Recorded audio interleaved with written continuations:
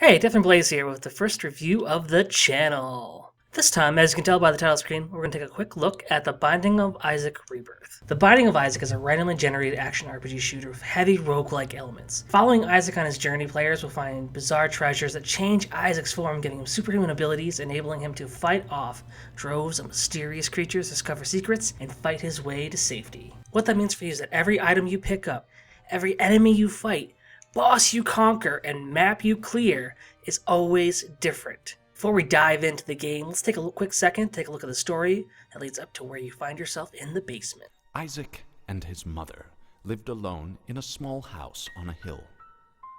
Isaac kept to himself, drawing pictures and playing with his toys as his mom watched Christian broadcasts on the television. Life was simple, and they were both happy. That was until the day Isaac's mom heard a voice from above. "Your son has become corrupted by sin. He needs to be saved." "I will do my best to save him, my lord," Isaac's mother replied, rushing into Isaac's room, removing all that was evil from his life. Again, the voice called to her. "Isaac's soul is still corrupt. He needs to be cut off from all that is evil in this world and confess his sins." "I will follow your instructions, Lord. I have faith in thee," Isaac's mother replied as she locked Isaac in his room away from the evils of the world. One last time, Isaac's mom heard the voice of God calling to her. "You've done as I've asked, but I still question your devotion to me. To prove your faith, I will ask one more thing of you." "Yes, Lord, anything," Isaac's mother begged. "To prove your love and devotion, I require a sacrifice. Your son Isaac will be this sacrifice. Go into his room and end his life as an offering to me to prove you love me above all else." "Yes, Lord," she replied, grabbing a butcher's knife from the kitchen. Isaac, watching through a crack in his door, trembled in fear. Scrambling around his room to find a hiding place, he noticed a trapdoor to the basement hidden under his rug. Without hesitation, he flung open the hatch, just as his mother burst through his door and threw himself down into the unknown depths below. Once into the game, you find yourself choosing one of 3 save slots. From there, you're given several options of how you want to play. You can either start a new game, continue your last game, challenges, look at your stats, or go into the options menu. Jumping into the options, we find that besides having full bindability of controls for keyboard and controller, that the options are pretty sparse. You have standard sound effects and music control, map opacity while in game, full screen on and off, and gamma, along with a setting for changing if you can see pop-ups or not. There isn't much here. Honestly, there's less for video options than there was in the first game where you can just check your resolution. Moving on to the actual gameplay, you come to the character selection screen. Here, you will start off with just Isaac, but as you go through the game, completing levels and unlocking different items and such, you also unlock characters. Each character comes with their own variable stats and starting items, which gives them both pros and cons to the general player. Okay, diving into the game itself, you find yourself alone in this randomly generated world each time you play. Here, to give yourself a more fighting chance, you have to defeat enemies while looking for items that give you either passive or active abilities. Items like trinkets that can augment your stats or give you a better chance for other items dropping. Usable items like pills, which normally have a random effect that you discover as you eat them, unless you have a special item like PhD. They draw from a certain pool, so after a while you get the same kind of pills over and over again. There's also cards, which have a predetermined effect depending on which card you get.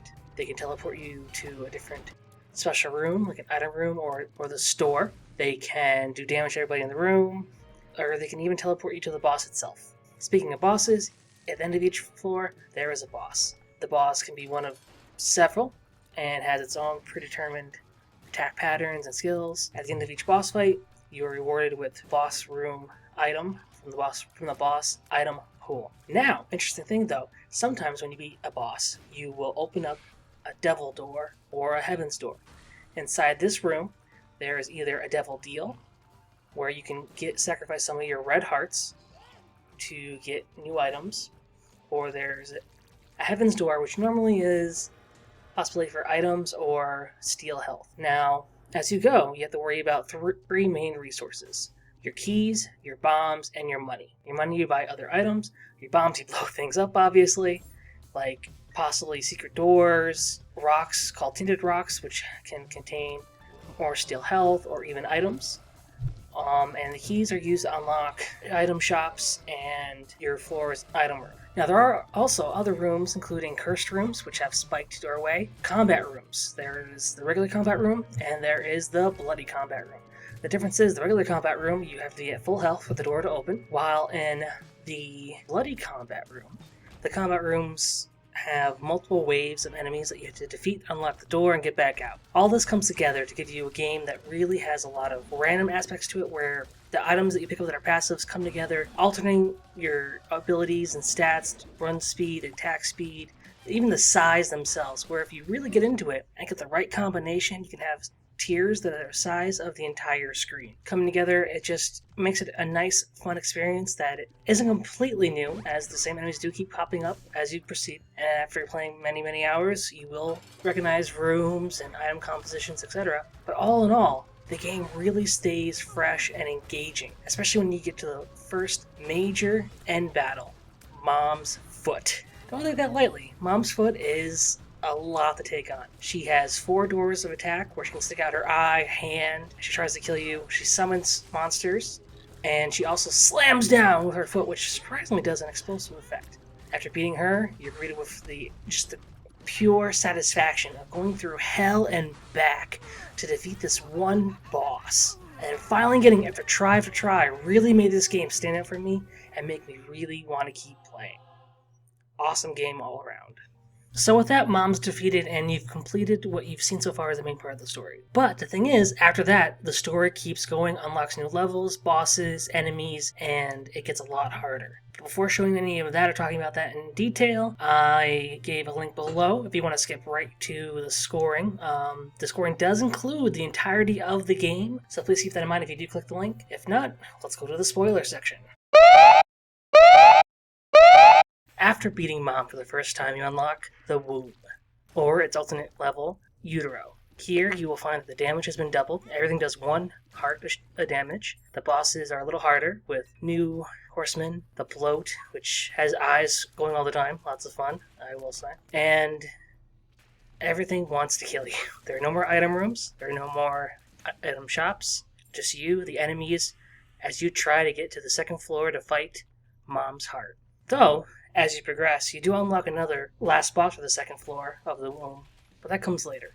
But for now, you just gotta hope you stay alive. This part of the game is actually quite a bit harder, but it does get you ready for the extra levels that you'll continue to unlock as you play through and defeat Mom's Heart / It Lives.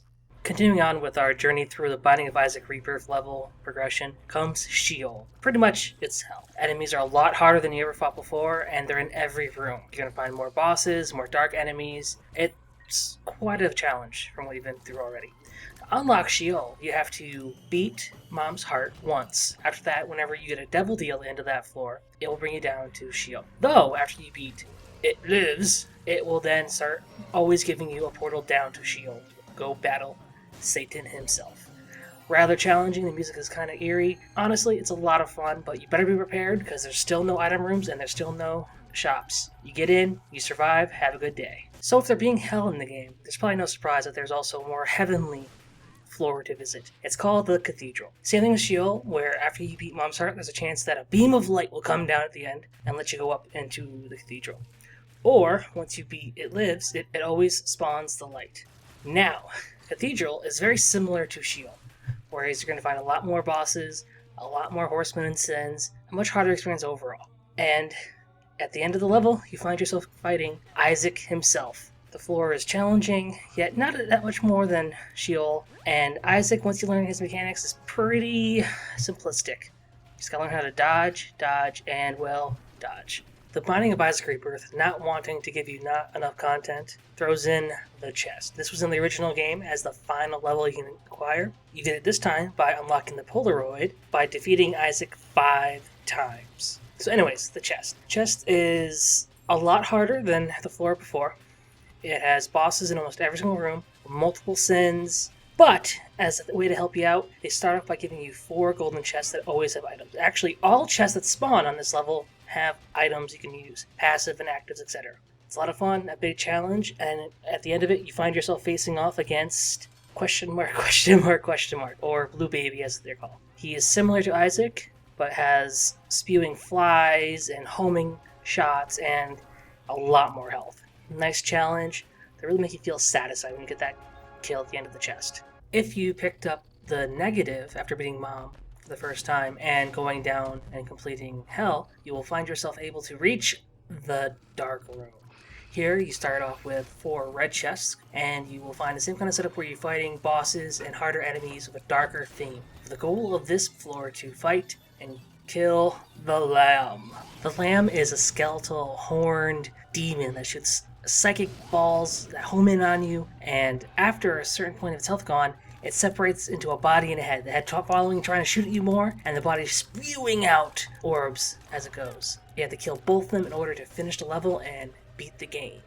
And last but not least is this giant golden door behind me. You'll see it both on the chest and the dark room floors. But there's only so many ways to open it up and get inside. Once inside, you'll find a challenging boss that can be considered one of the hardest ones in the game. I've only fought it a few times, so if you can get in there, good luck. I hope you can take it down. So now, let's take a look at the final scores for the Binding of Isaac Rebirth. In gameplay, thanks to the fact that the enemies are challenging yet defeatable, items work well together, and the overall mechanics of the game work as intended, I gave the gameplay a 10 out of 10. The sound was surprisingly a little back and forth with me in this scoring. I enjoy the sound effects, the enemy sounds, the poop squeaks, the whole 9 yards, but the music itself was lacking in my opinion, and after over 20 hours of gameplay, I just started muting it. So for that, I give it only an 8 out of 10. Now here we have replay value. This is the game's ability to make you want to keep coming back for more and entertain you just as much as it did the first time. Binding of Isaac Rebirth, with its random levels, enemy compositions, room setups, the whole 9 yards, make this a game you can keep coming back to over and over again, and the host of new characters to play and old really gives this a 10 out of 10 in my book. Last but not least, we come to graphics. The game uses a unique style that I've only seen in a few other titles. It's not HD or 3D as you would expect from present day gaming, but it does what it does well. It's clean, it's crisp, it's clear, it gets a 9 out of 10. And now we come to the overall final score. For Binding of Isaac Rebirth, it got a 9.25. Definite buy in my book. It was a lot of fun, but keep in mind it's a really difficult game. Yeah, might get frustrated, but it makes it all the sweeter when you get that first kill. Just want to say thanks for watching, like always. This was my first review on the channel. I hope you liked it. If you didn't, or you did, leave some comments below so I know what I can work on and what I can tweak. So let's end this with a little bit of footage from the ending sequences. 2 of my favorites. Well, have a great day. Thanks for watching.